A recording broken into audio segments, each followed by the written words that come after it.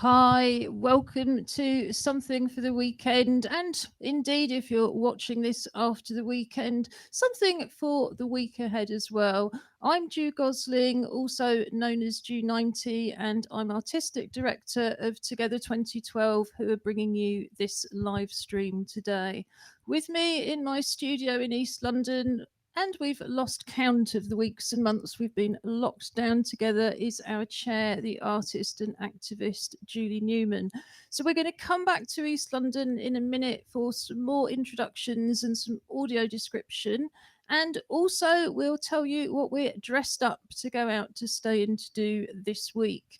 But first, to the other end of our long virtual wheeled sofa, all the way to the West Midlands, where we appear to have our co hosts in a new space. So introduce yourselves and then tell us more. I'm Tracy Surgener, and yes, I'm in our new studio space. I'll let Robin tell you more about that in a minute. Audio description of me: I've got long blonde hair. My glasses are on my head to keep it out of my eyes. I've got blue eyes, pale skin, and today I'm wearing a pink and white long sleeve t-shirt with a rather glamorous looking lady on it with a sparkly handbag, bit of sparkle, and some words about getting a coffee in downtown New York, and a pair of easy, patchy brown trousers. Lovely? Aren't they called athleisure these days? Yes. And what are you dressed up to go out to stay in to do? uh, well, I'm just up to go out to stay in to see what's going on with the Australian fashion show today. So I'm hoping I can find some virtual fashion shows online. I think I might take a moment just to also plug Drag Race Down Under, which is a kind of alternative fashion show on BBC iPlayer. And we're going to come back to all the offers from BBC iPlayer later in the week ahead in the second half of the show. But Robin, who are you? Well, I'm Robin Surgener, also known as Angry Fish when I'm being a musician and so on. I am also business director at Together 2012. As you say, we've moved our end of the sofa um, very carefully from inside the house to the garden where we are now occupying a brand new studio space. Um, which apologies if it's a little echoey. We're getting used to where we need how to get the sound quite right down here, but it's principally for running the show, the gallery, which will be with us soon, and a recording studio, a music space, spoken word. Anybody wants to come and have a go when you're allowed, I will be here waiting. And I was going to say, and I'm to describe myself. I have what looks increasingly white hair at the moment, um, blue eyes behind no rim, black armed glasses. I am wearing a polo shirt with a white collar, blue body with red cuffs around the biceps, and then embroidered in white are images. One is for England, and one is of the Euros football, and it is a Euro 2020 t-shirt. And again, I will come back to that later. Yes, I've got a horrible feeling we're entering that period where the women used to get together and the men used to go out and watch the football at the pub, but now they're at home. My sympathies, Tracy, is all I can say. I saw at the weekend that there's a great growth in what they're calling shoffices, which are office based, yeah, garden offices effectively, but they take it from sheds. Is this a studio? No, no. This is a brick bricks stew, whatever. No, it's proper. We might call it a studio anyway.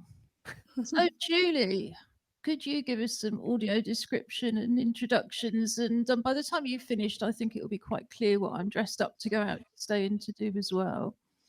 Hi, I'm Julie. I'm the chair of Together 2012.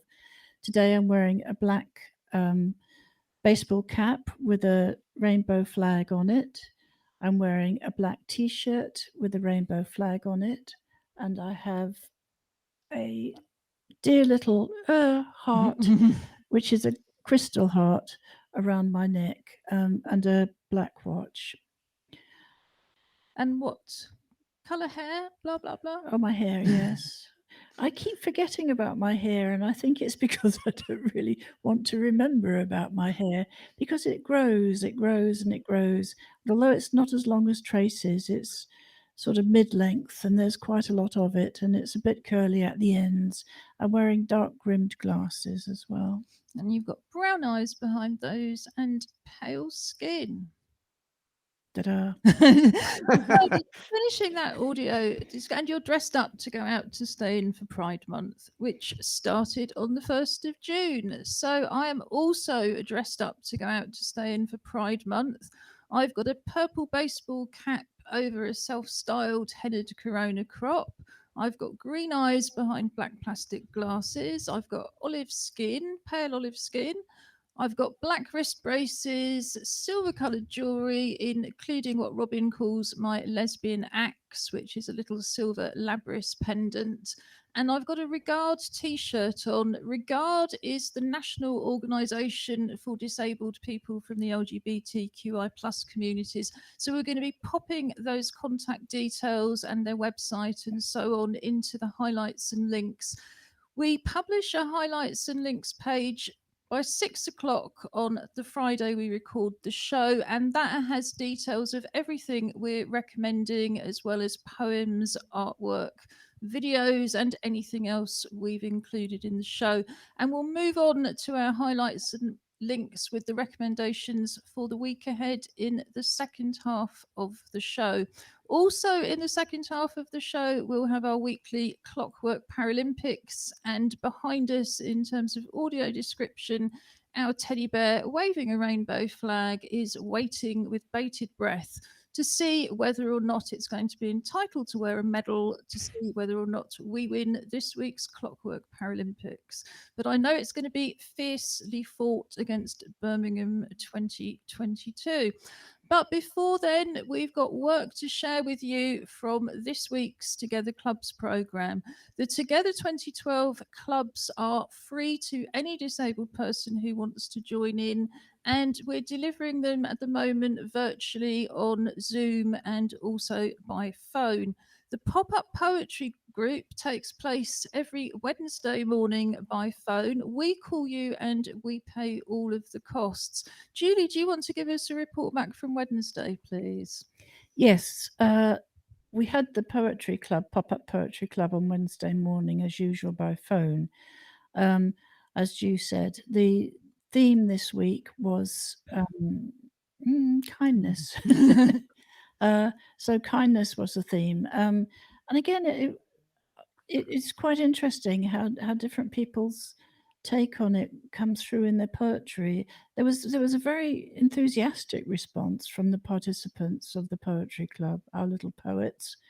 And it was interesting again how each poet reflects their own style and their own understanding of the theme. Yes, so let's move on and hear some poems. Our clubs are open to anybody, whatever stage you're at. We believe everybody has something to teach and everybody has something to learn. And we welcome all disabled people, including people with learning difficulties, people with mental health difficulties, people with long-term illnesses, and anybody else who considers either that they're disabled or that they're covered by the Equality Act. So I'm going to start off, and this is by Crystal Peasy, and it's just called Kindness. Kindness is being friendly, respecting and loving one another. I like people being kind to me. It makes me feel happy and gives me a warm feeling inside my tummy. It's important to be kind to people. They may be having a bad day, and your kindness makes them happy. Kindness is respecting people. Without kindness, the world would be sad. And I really liked that sense of respect, because I think respect is so fundamental to us as disabled people, and so often we're not respected. And I thought linking kindness with respect was very, very interesting. Robin, what have you got for us? Okay, the first one I'm going to give you is from Duncan Bridgestock. Welcome back, Duncan. Nice to have some writing from you this week. So again, this is called kindness. The kindest kind are the together kind. Kind people of the together kind, together of the much appreciated kind. There we go. Thank you, Duncan. And that was addressed to us as an organisation, which I really appreciated. Julie, do you want to read yours next? Sure thing. Similarly, it's called kindness. Um, so, like a thief in the night, sneaking in on silent kitten paws, comes that hidden act of kindness, rarely seen but often present. No shouting from the rooftops, no arrogant thinking about self. This virtue hides shyly away until needed. Then, without thought of cost, the action readily given opens the door, steps aside, smiles, remembers the oft forgotten, seeing the worth in the most humble, a friendly hand held out to those who may have stumbled and fallen. Hard times come in many guises. Kindness demands no payment, requires nothing back, an act of compassion from the heart. Kindness is caring and noticing the need in others, giving gently, freely, without thought, then quietly stealing back away from the light, ready to emerge again when needed. Oh, that was beautiful, Julie. Thank you. And again, it was that's I love that sense of it being quiet. And very often, the kindest people are very quiet people. Tracy, what do you have for us? I've got a poem called Acts of Kindness from Alison Marchant. Alison starts sending a positive message by text or email, sending gratitude to participants and co workers, coming together by telephone and Zoom and supporting each other's work, writing a list of things you like about co workers, friends, and family members, watering garden flowers, making hot chocolates on cold days, recommending your favourite film, poem, or artist, appreciating the sunny weather and its sunset and apologies, appreciating the sunny weather and the sun setting, saying thanks. Thank you, Alison. And Alison is the international artist who leads our club's programme and also chooses the theme. So I think you have one more for us, I Dwayne. I do. This one is from Dwayne Bryan and again is titled Kindness. Kindness is when you give and take. Kindness is the friend you make. Kindness is when you show love. Kindness is when you get a hug. Kindness is an important thing. Kindness is the love you bring. Beautiful. Yeah, great. Thanks, Dwayne. Thanks to all the poets, including the ones whose we haven't had time to read out today. All of those poems and more will be on our highlights and links page. That's on our website, www.together2012.org.uk. You can find the highlights and links page under the main Together 2012 TV pull down menu or linked directly from the Together 2012 TV page. So now we're going to move on and look at what's been happening this week with the Together 2012 Art Club, which is Alison also runs, and on a Friday morning from 11 to 12 on Zoom, we run a still life session. What we do is Alison creates the image and shares it by Zoom. We can also text you the image or email you the image, WhatsApp you the image, whatever's easiest, so that you have the image on a device that's easiest for you to access. And Alison starts the session with some audio description and also some mindfulness, which I think is really great. So I'm just going to pop the image up from this Friday. And it's a lovely straw bag in shades of oranges and greens and whites with a straw hat in front of it. And it looks, which has also got lots of, I think, artificial red flowers attached to the brim at the front. And it looks like somebody's just come back from a summer shopping trip. So let's see what people made of that. Oh, yes, this is Lee Brooker, who's done a beautiful representation of that in coloured pencil. This is Sophia, who's done the whole thing in felt tip pen, really, really colourful. She's really brought out the oranges and the greens and looked at the shade around the brim. That's great, Sophia. And this one is Crystal Peasy, and Crystal's painted that. And finally, but by no means least, this is Glory Sengo, who has used crayons, got a lovely orange bag and yellow hat. So that all looks great. Thank you, guys. Although I must remember to keep saying thank you, everyone. So something I'm trying to learn to do at the moment. The art club also on a Tuesday from 11 to 12 on Zoom run a make and natter session, and that's probably the most informal, sociable club session we run all week. Alison leads an activity that you can do from home with mostly recycled materials, or you can just bring your own craft project and share in that hour, being able to look at other people's work and see theirs, and just sharing tips and so on and so forth. So I've got a couple of weeks worth here. So the first one is from last week. And what they were doing was creating leaves. And this is Ellen Goody. And what she's done is she's drawn different leaf shapes in felt tip and then gone around the edges with a different colour felt tip. And it's really striking, actually. You can see it turning into a whole design. And then this next one is Crystal Peasy. And what she's done is folded paper over and then cut the shapes out. And that's one of the things that they've been experimenting with, just looking at how easy it is to create a symmetrical shape if you fold the paper first. And indeed, here are some images. Oh, forgotten the name.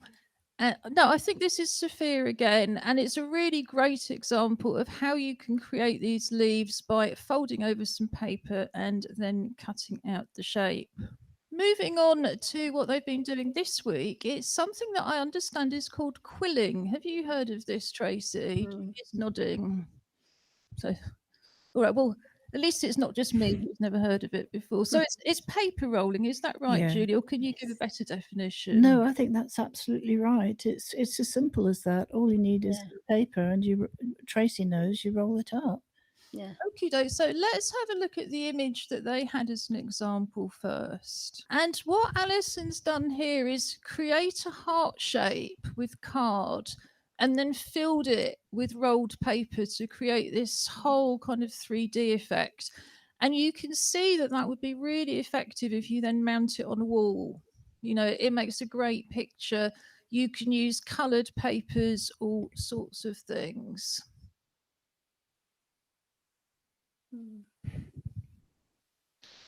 So I'm going to have to go back, and all of the names of the artists will be on the website, but my piece of paper that tells me the artist names has gone walkabout. But this is a beautiful representation where somebody's drawn a heart and then rolled the paper in different colours around it. So the heart is drawn in red, and then there's orange paper rolled, blues, yellows, reds, and greens. We always say it's a good thing to do with junk mail, this kind of thing. So you can also get lots of different colours from different sorts of junk mail.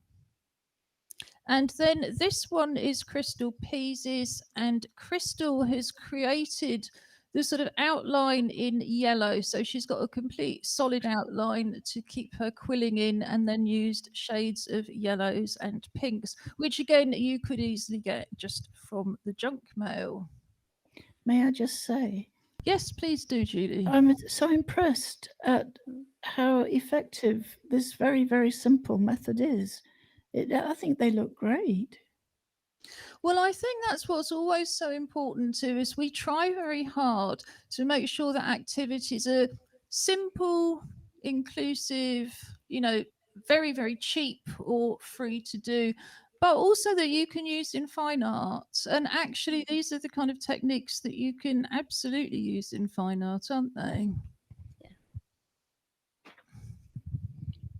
Did you have any experience of the quilling now you've seen it, Tracy? Yeah, it's something that I've done before, and you can get really, really thin pieces of, paper that's only a couple of millimeters wide, and make very detailed pictures, of anything, people, houses, flowers particularly. It lends itself to flower pictures of flowers quite well. And can you just give us a few tips? So, do you always have to create the sort of outside piece first that it's going to go into, or can you do it a different way? The way it's been done with the heart, I think that's a really good way of doing it, to create the outside, because then you can you've got your shape and you're still in that shape.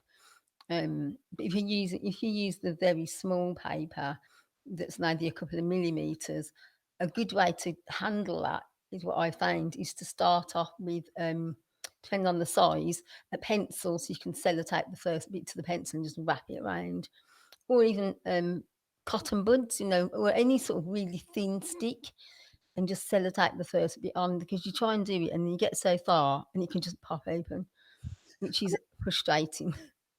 Yeah, the other thing I found recently when developing some materials for later in the summer is I'm surprised at just how effective Pritt Stick is, or the glue sticks that are like Pritt Stick. Because I did wonder as well, if you was putting it onto quite a firm base, whether you could glue it on. But again, I think the secret then might be a firm base. I wonder, you've done some great activities, and all of Tracy's Join In with Tracy activities, as they're so aptly titled, are on our website under the Join In from Home program. But you've done quite a lot with using old chocolate boxes and things, and I wonder as well whether you could just simply take an old box and then fill it with quilling, and you've got a nice sort of strong surface then, haven't you? Yeah, and that creates your frame as well. And then, and as you said, Pritt Stick or other types of glue, amazing. They do stick quite very well, actually, with papers. Well, So, we're yeah. going to come on in a minute to see your activity this week, which is paper hat making, as I've never seen it before. But first, we're going to go over to Sterre Ploeger, who's still shielding in a barn in the middle of nowhere in the Suffolk woodlands. And again, you can find Sterre's previous films on our Join In with Sterre page, which again is on the Join In from Home pull down menu. So this is making a picture with paint and rain. Hi, I'm Sterre, and I went for a walk. It was disgusting. It was raining. And I was all wet. It was disgusting. And Merlot, the dog, was all wet. Very disgusting. I made a painting with the rain. It was beautiful.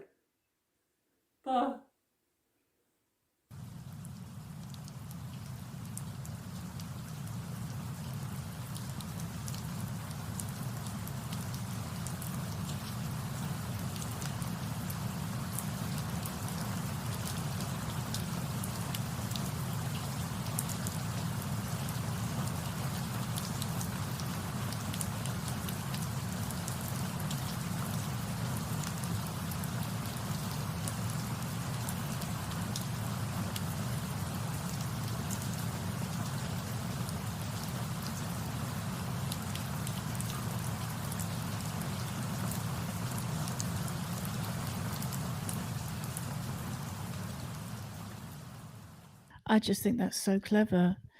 One of the things I really like about Sterre's work is that she uses what's immediately available, and that includes the weather. I think that was fantastic, because she's done similar things in the snow, hasn't she? Well, not similar, but she certainly managed to use the snow. Just to audio describe, what Sterre did was use poster paint, which comes in the very big bottles, squish some different colours in different spaces upside down. Well, yes, she turned the bottles upside down, put blobs of paint onto the paper, put the paper in the rain, and let the rain wash the paint around and splash the paint around till it made a picture. The other thing you can do with that, because I noticed it looked very, very soggy to try and pick up, is actually then put a dry piece of paper straight on top of it and use it to print that paper. So Yeah, I think that would be another tip that I would give. Have you ever tried painting with rain, Tracy? I've got to admit and say no. No. The different paints and the effects you can create by tipping and folding can come out quite well, actually, symmetrical pictures. But yeah. Lovely. Well, let's move on to your hat making activity. So I'm just going to pop the first image up on the screen for you to talk us through. Right, well, I think a few of you might remember that I wore this hat a couple of weeks ago on the show, and I thought, I'll show you how to make it. So this is the finished product. And do you want to just audio describe that? Yes, I made it out of a piece of blue card. And then what I've done is I've got some blue sort of sheer material. I've always got bits of scrap material lying around the house. And I've literally just wrapped it around and done quite a loose bow, like a floppy bow. And I think it can be quite effective in the same shade of blue as the card. So I haven't been able to get all of the photos you sent me up, although they will all be on the website. So if I move on to the first one, can you tell us what else you need in order to make the hat? Yeah, so basically and it can be done from recycled materials, magazine pages, is I've taken one A4 sheet of paper, a ruler, a pen and some glue stick. And that's basically that's all you need. If you've got some material, that's great. If you've got some stickers, a bit of ribbon, anything really to decorate the hat at the end, open to your own imagination. So this is the first step. What do you do here? Right, so for the first step, where the picture we're looking at, we've got a piece of A4 paper with a pencil and a ruler. So I've marked on the page maybe about 4 inches, and that will be the barrel of the hat. And if you don't have a ruler, but you're just using a straight piece to guide your pencil, am I right in thinking that looks about a third of the way up the page? Yes, yeah, about a third. But again, you can, whatever height you think you want your hat. Then when you've cut that strip out, what I've done is I've created little tabs, and I've cut along the long side of the paper, all the way along in little strips, maybe a centimetre long, all the way along. And then what I've done is folded one up, cut one out, folded one up, cut one out. And you do that on both sides so that when you're sticking the hat to the lid of the hat and the brim of the hat, you've got something to stick them to. And so I'm just showing and using the glue stick. First, we need to glue the short side of the hat so you can create your barrel to create your circle for the hat. So that's just simply showing you that's what I've done there. I've created the circle, and on the one end you have the tabs going in so that you can stick the lid on, and on the other end you have the tabs going out to stick on the brim. But as Ju said, there are lots of photos. Can't show them all on the show, but they're all on the website, and they'll take you through the process step by step. This is then a circle that I've cut out, which is the same diameter as the barrel of the hat. And then that will be Can stuck. you just use the barrel of the hat to draw around to get that circle? Is that the easiest way to do Yeah, it? that is the easiest way, actually. And then you've just got lots of glue on one side. Lots of glue on the underneath side so that then we've got a good area to stick those little tabs onto. Actually, that's me. Then this one is me cutting out the brim of the hat. So what I've done is I've used a very large coffee cup, and I put my hat barrel inside to get the size. So I've probably gone an inch and a half around, an inch and a half bigger than the barrel of the hat to create the brim. I'm finding more and more often it's amazing what you can find in your kitchen to do with your art. Oh, absolutely, yeah. Saucers, anything. And then again, I've folded it in half, so a bit like the group were doing. about cutting things. I folded it in half and cut the circle out. Didn't measure this, I sort of just guessed it. And then if it wasn't quite big enough, just chopped a little bit more off. Found it was easier to take off little bits than to try and cut one big hole. Yeah, and I think most things that require measuring, you actually don't have to. So if you haven't got a ruler, or you always find measuring a nightmare, do things on the eye. It's always almost, sometimes it's better. The number of times I draw something up with a ruler and then look at it by eye and go, that's certainly not straight. Yeah, yeah. Yeah, and that's it. That's what I've done. I sort of pushed that circle down over the hat. So now I'm looking at the underneath, and then those little tabs that I was talking about. I ended up sticking the little tabs. So I've left a few up to show you. Then I've gone round and stuck them individually, and then held them down till they've dried. And there, voila, is the finished hat. And you put it on a hairband, didn't you? I did. I put this one on a hairband, just a plastic hairband that I have in the house, and literally just sellotaped it to the hairband, at a bit of an angle, so that when I put the hairband on, it sat on the side of the head. But presumably you can also scale this up. So just Oh yes, you've definitely. got a bigger piece of paper, you can make a hat that will kind of sit right on your head, can't you? Using Absolutely. it. And if you've only got A4 sheets of paper, then you could make the brim in two halves, and stick it together. So yeah, you can upscale this definitely. Brilliant. I'll just take that off now. And I think after all of that art and poetry, it's time for a bit of fun with our weekly Clockwork Paralympics. The Clockwork Paralympics have now been running for 14 or 15 months. So therefore have been much more successful than the real thing. I'm not quite sure whether we started the Clockwork Paralympics to support the Paralympic movement or to have a slight joke with Robin, multi-gold medalist Paralympian, because he's so competitive, he gets really, really into it. But in honour of Robin's swimming prowess, we are still in the pool, or should I say my walk-in bath, with our wind-up Clockwork Crab competitors. But first, who is your intending medal bearer this week, Robin? So this week we have a bear called Bolin.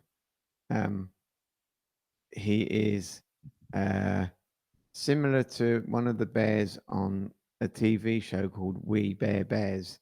If you've not seen it, actually, check it out. It's meant to be a children's show, but like all good children's shows, it is just wildly adultly funny, but not inappropriate. So that's good. But yeah, so We'll and put that and on the highlights and links page. yeah. And oh, sorry, I got to describe him. He is in fact a panda, so very much panda, black and white, or kind of grey and white panda, black ears, white face, white body, black arms and legs. But he does also have a lovely grey heart on his chest and a red necklace which says "I love you."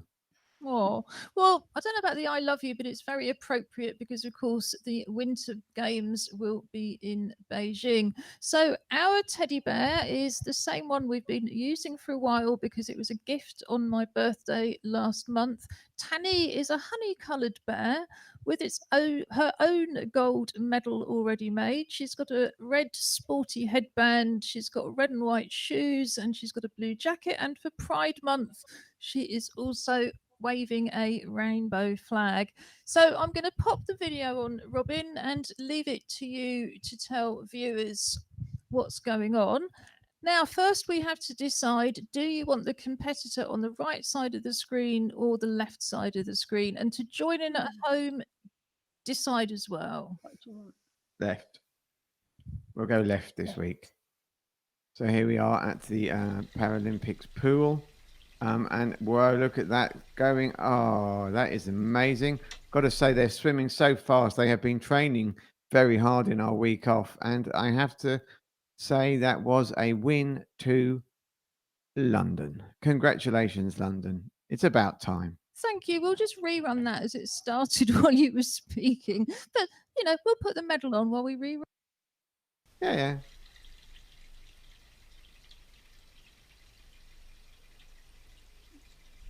Congratulations. Oh, you're muted.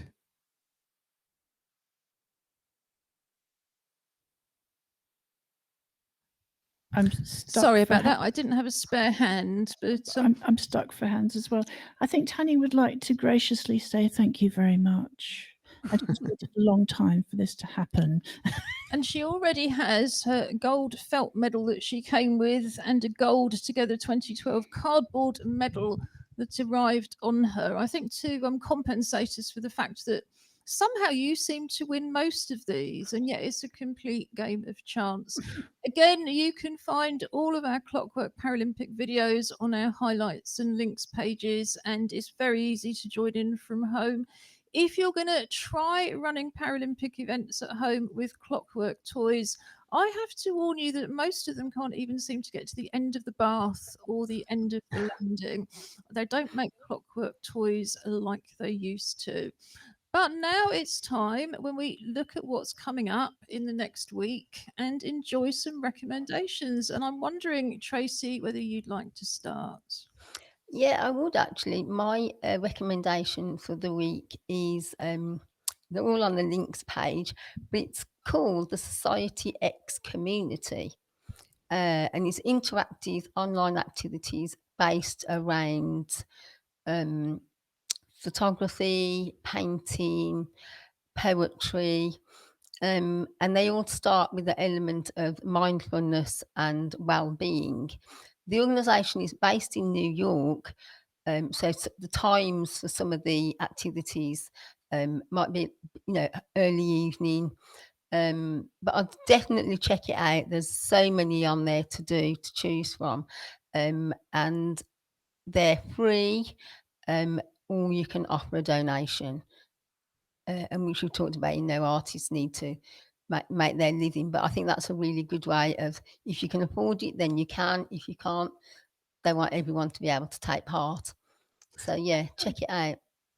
Great. I mean, my first recommendation is also linked to photography.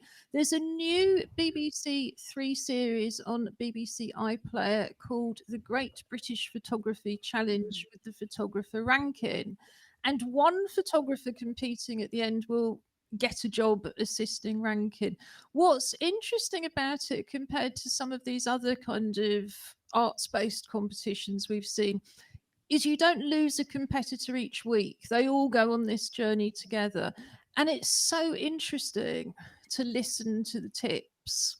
So there's just 2 episodes out now. They're an hour long each, but they really are fascinating. And what they've tried to do is they've got a range of photographers. They're not all professional photographers, but from different experiences. So, landscape photographers, fashion photographers, people who like to do portraits, people who've never photographed people. And then they all have to do the same photography challenges. And, like you say, in the process, you really pick up some tips.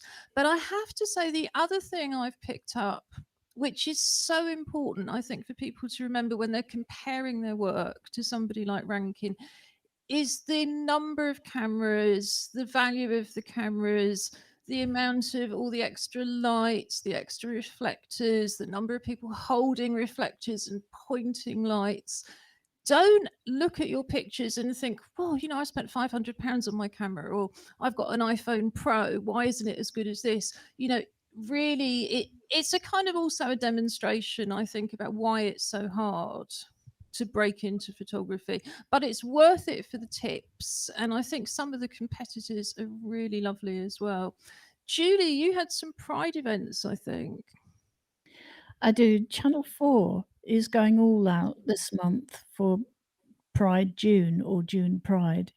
And on the All 4 streaming service, there's a range of films and some documentaries, I think, as well, which celebrate the LGBTQI Pride Month, which is great. I mean, I'm so impressed at Channel 4 sometimes. They really pull the stops out, don't they? They do. And did you have some other Pride themed ones at the same time? Yeah, Gay Times has done a review of some of the best LGBTQI plus films going right back to Priscilla, Queen of the Desert, which I absolutely adored. And I think even if it doesn't tell you how to source them, but a lot of them are on YouTube. So I think it's worth having a look at them. Some of them will be old familiar friends, and some will be completely new. But it's an interesting list. Brilliant. And Robin, do you have something to recommend? I do. I'm going to recommend something that I haven't sent you the link for, and I'm going to get it from one of our young people afterwards. Thinking about Pride, is that they've been reading a lot of teenage fiction that is very much focused on LGBT romance and relationships. I mean, and a world of writing that I think is probably much more prevalent now than it has ever been. And the because of the you know because of Pride and all the things the kind of that Channel 4 are doing, that awareness is really great. So what I'll do is I'll get a couple of titles of those books as well. I think that would be really good to put up. Um, and then my main kind of thing for the week ahead, and I will say that with the change in attitude towards women's football, there are many, many more women who enjoy watching and partaking in football. Um, but to that point is that actually this week sees the beginning of the European Football Championships, or Euros, which are kind of called both Euro 2020 and Euro 2021, depending on where you look at it, because obviously the event is rescheduled from last year. Oh, I didn't realise that. Oh yeah. It would have been because it they switch. It's like a biannual thing between the World Cup on every 4 years, and then the middle bit is the Euros. Um, yeah, and that kicks off. I mean, not until Friday, but I think there's going to be. I mean, England played on Wednesday as their final warm up match. Scotland and Wales are also in. So there's only one home nation team that unfortunately didn't qualify. So there's going to be, for anyone interested in football, there will be lots of football to be had and followed. And it also means, think of it the other way around, is for those of you who don't like football but have partners that do, look at that free time you're going to get. Just not necessarily these days in front of the TV, because in the old days, as I said at the beginning, they all went out. Well, I've got a Pride themed recommendation as well. It's the only event I've been able to find all month that actually addresses disability issues, although we're not surprised by that by now, are we? So, Para Pride, who are focused very much around inclusive events, have been organising a debate next Wednesday from 6 to 7 on Zoom. It's entirely free, and it's looking at media stereotypes and how those impact on lack of inclusion. So that looks interesting too. Did you have another one for us, Tracy? No. Julie? Yeah, for the last 2 weeks, I've been completely absorbed with Springwatch, and on BBC Two, and I really want to recommend it because they've got a live stream on YouTube as well, and it's following 9 nests, I think. And there's something very it builds the tension up as you see the young birds getting stronger and bigger, and with the avocets actually going out into the water immediately, virtually as soon as they as they as they hatch. And you sort of think, no, don't do that. No, but it's gripping and it's well worth it. I learned so much from these shows. I think something that's really struck me is the quality of the things on iPlayer and All Four and some of the other free streams. I spend longer on BBC iPlayer than I ever do on my pandemic kind of inspired Netflix subscription and Disney Plus subscription. You know, I just tend to, go, oh, there's something else on BBC iPlayer, and that, that's taken up my time. But the other thing I'm going to recommend is as always, do check out all of these listings pages for free online events, because I found the Oban Sea Shanty Festival in Scotland, which is taking place tomorrow, with free workshops all day. So I've signed up for one that talks about women pirates and she shanties. I might just about to be able to say that.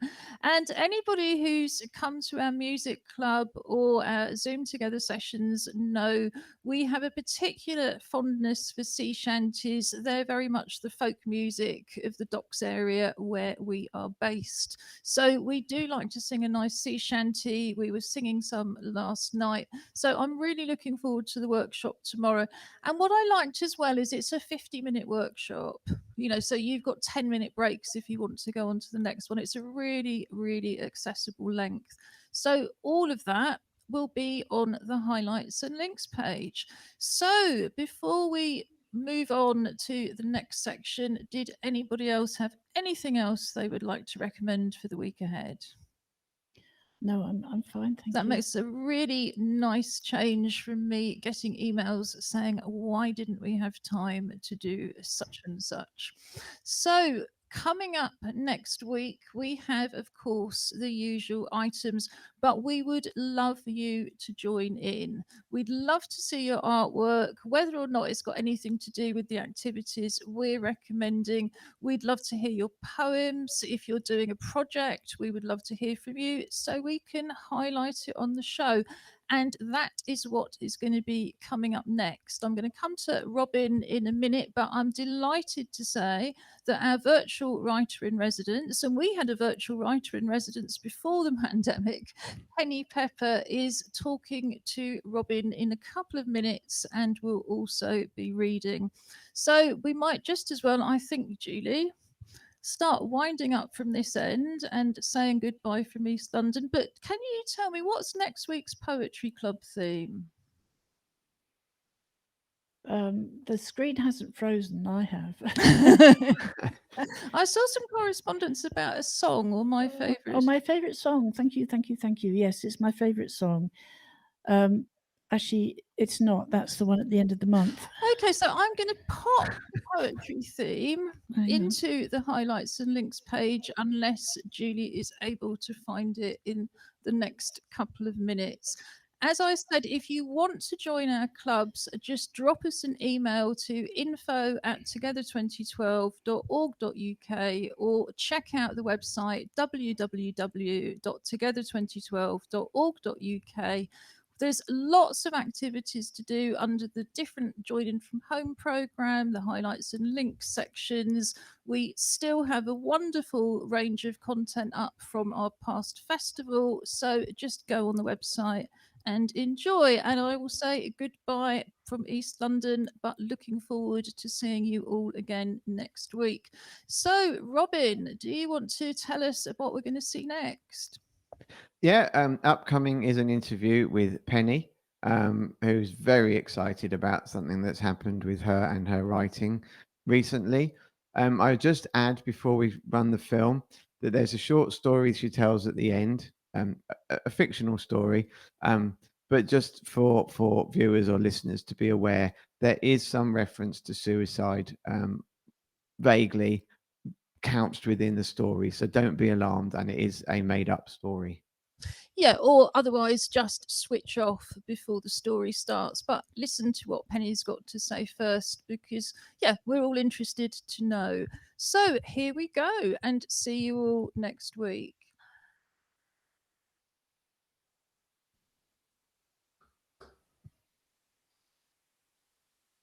Today I'm talking with Penny Pepper, one of the illustrious writers associated with Together and Together TV. Penny, I understand you've been nominated for a rather prestigious writing award. Would you like to tell the audience all about it? I would, Robin, and thank you for inviting me on for this little interview. It's always a pleasure to work for Together TV. I'm one of the 10 winners to win a Hemingway Shorts competition, and that is named after the great American writer Ernest Hemingway. I'm absolutely well, I can't. I'm even lost for words, and that doesn't happen very often to me. But I just submitted a piece. I saw that it was available. It was open to writers from all around the globe, and I sent a little piece in that was a few years old. And lo and behold, I'm going to be in this anthology. It's very exciting. I don't think it's entirely sunk in even now how wonderful it is, and also, allow myself to feel proud and what effect it has to be associated with the Ernest sort of Hemingway name. I think the anthology is coming out early June. There will be an ebook version available. But yeah, and I'll tell you a little bit about the piece because I'm not allowed to read it yet. It's called Hatman and Brian, and it's about a character called Jane, who's a disabled woman, and she's in New York. And this is where the inspiration came from. I went to New York in 2011 to do a piece of work with American friends, disabled friends in New York, and with Matt Fraser, who I hope everybody knows in disability land. But and that was at a bookshop, and I did a reading, so it's kind of like a full circle. But I had this experience on the bus. I'd use the buses a lot in New York, and they are, in some ways, they're better than what we have, because the bus drivers are much more on your side rather than sort of ignoring you or grunting at you, and they will slay the entire bus if there's any grumbling. You go on by a lift and you are clamped in, and I will say there was no nonsense from the passengers. It was like completely accepted, integrated into everyday life, if you like. But the bus stops, the bus driver gets you on, and these are the normal public buses. There were these two oldish men having this strange chat about maps, like they'd been friends forever, and they were having this sort of slightly argumentative chat. But then they saw me, and one thing, everyone knows me, that I'm a bit of a peacock, and I show off with my clothes and I make statements, about how I look.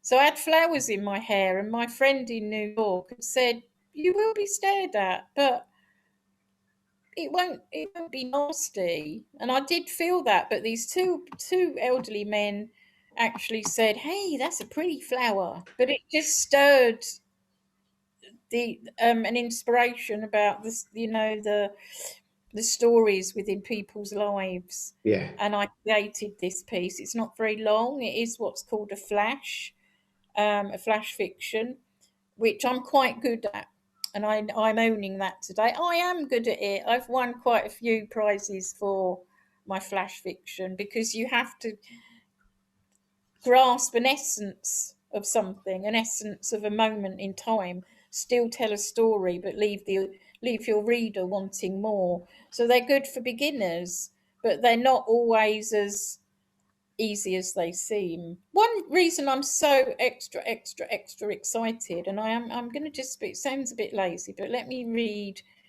what I put in my newsletter. This is what the judges' comment was. The judges read and evaluated many submissions. Your piece stood out for both its choice of subject and the quality of its prose.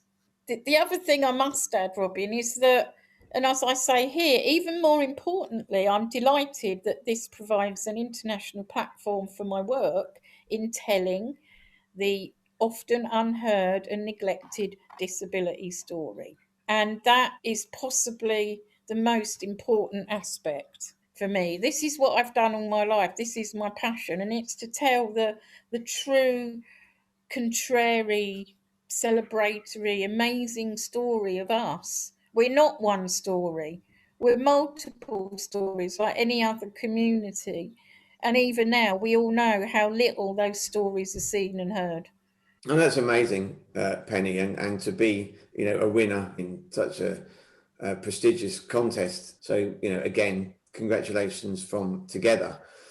Thank you. Now, we know we can't hear the short story yet that's No. in the prize, but I'd love for you to finish this interview with reading one of your other amazing short stories. Thank you, Robin. So this is called Breathe in the Water. They don't talk about the barnacles in the books. They crust on my aged tail like the corns on my old Nana, who used to have them when she lived on the dry. My hair is no longer a fable, not a wild plethora, a luscious siren whirl around me as I move. It's all strings and tattered weed, and it tangles me at the slightest turn. When I first came to the water, it was new and unexpected. It took me a while to adjust, but at least Finn was here. He scooped me, pulled me into his strong arms and cocooned me in his own ebullient locks that moved with the tides, issued seahorses and sea snails from the twists when he shook with laughter. I recall my first sea day, a death of one kind and a birth of another. The cliffs were not so high, but sufficient for the closure I required when I jumped. How cold it was. A terrible shock, and the urge to fight was strong. I didn't break at once as I'd expected, but bobbed and rolled and argued with the sea. But then I let go. I breathed in the taste of salt, dragged in that cold, surging elements into my young lungs. I felt water possess me and ravish my young bones. Yet a spark came, a noise of lightest gurgled laughter, and a woman of the water lifted me up and stroked my hair. And Finn, he came from the dry too. His beginning was as sorrowful as mine when his father took him in his wheelchair to the dock on a night so dark even the eyes of owls couldn't judge him. His father soothed him, sang a soft song and spun words about easing pain and suffering as he tipped his son into the deep. The father walked away from his son's cries, his desperate splashes, and gave him away as easily as a casual stone dropped to the depths. The waves loved Finn and carried him to new parents. They caught hold of his weak legs, grasped him, and shook their sleek heads in shame at what the dry folk do to those they deemed different. As was I in my own way. Emotions out on my skin, raw from my eyes, bleeding fear and joy from my heart in equal measure. I did not belong with the dull every day on the dry, and it was in the sea I found my home, to love and live for many moons and many seasons, travelling with the many and consumed with love of Finn. It is said by the elders and the whales that when we die, we melt into the sea. We become it. It becomes us. And as long as there are seas and stars and lost folk who want to believe in the extraordinary, we will prevail. I breathe in the water and know Finn, gone since spring high tides, is within me again. Our children swam far to find lovers of their own long ago, and I know it is my time to rest in the waves, to smile as I dissolve, slow and soft, watched by red crabs and rainbow coral, into the essence of my love, my darling ocean love. Are two different troubled streams, now one, loved, absorbed by the accepting sea.